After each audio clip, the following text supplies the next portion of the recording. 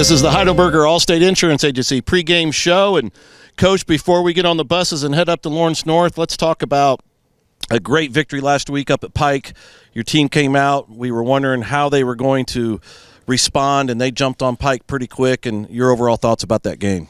It's hard to think back about that game. We've been so concentrated on Lawrence North this week, but Pike was had the Center Grove side was unbelievable atmosphere.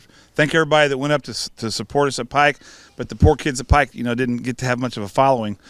So we needed to make sure we produced our own energy, and I thought our kids did a great job from the start off going out and doing it. We made some big plays, started with the ball on the 1 foot line on offense and drove it all the way down the field till we fumbled the ball down on our end. But I loved the drive. I knew at that point we could move the ball. The defense was keeping the great Pike athletes contained to their side of the field, and I thought it was a complete victory. So many kids played and made some big plays and did a great job. I really can appreciate our kids handling the travel and getting off the bus and dominating. When you think about Lawrence North and going up there tonight, it's a big game. It's a historic game in many respects. And a little trivia for you, I looked it up today, but do you know the last time we lost a MIC game or an opponent that, if we were in the conference, it's still kind of a MIC game? Do you know the last time that Center Grove lost one of those games? 2018 game one or 19 game one? Close to it. It was actually September 20th, 2019 against North Central. And since then, we've been on a roll. And if you look at what we did in 2020, 2021, we took the conference, did not lose a game. And here we are this year, and I know we're not officially in the conference, but we're playing the conference schedule that we normally do. And you have the opportunity as a program. Last year you did something that's never been done. This year, your thoughts on if we can get this victory tonight, it's 21 straight against the best competition in the state. Yeah, it'd be 3 years in a row doing it. I lose those numbers. I have a lot going on in my mind. I can't remember all that stuff. I apologize for that. It's important. We talked last night to the kids about could be the last time we play a full circuit of MIC teams, and it's important. We want to finish strong. And even though there's no trophy or championship after this, there really is.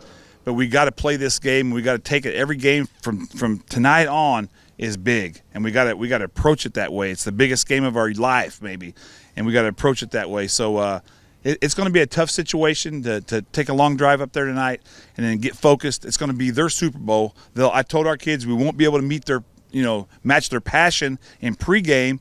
But when it gets on the field, we got to start. You take away great passion by punching guys right in the throat and playing football, and I'm hoping that's what we do. When you think about the last 2 years since we mentioned it, the two hardest games, one or at least top four that we had, was actually Lawrence North, and we struggled in the first half, it seemed, and you guys adjusted.